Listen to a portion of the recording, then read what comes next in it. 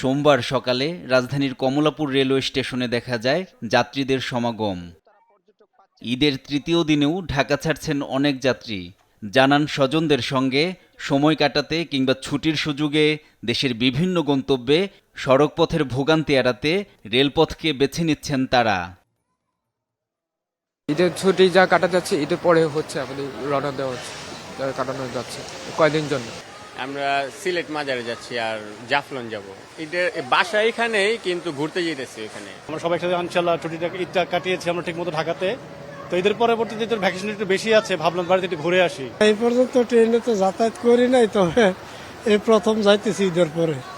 আমরা বাসেই আসলাম, গেলাম আগে, এমনি ভোগান্তি পাইনি। প্রাণ লাগছি, খুব খাচ্ছি, আরাম পাচ্ছি। এদিকে প্রিয়জনের সঙ্গে ঈদুল ফিতরের টানা 7 দিনের ছুটি উদযাপন শেষে নগরীতে কর্মক্ষেত্রে ফিরতে শুরু করেছেন অনেকেই। সড়কপথে দেশের নানা প্রান্ত থেকে ঢাকায় আসছে যাত্রীরা, তবে তুলনামূলকভাবে যাত্রীর চাপ কম। পরিবহন সংশ্লিষ্টরা বলছেন কাল পরশু যাত্রীর চাপ আরও বাড়বে।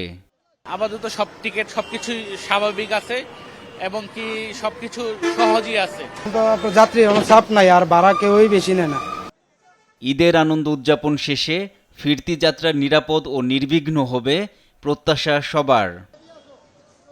এনআই নাহিদ, দেশ টিভি, ঢাকা।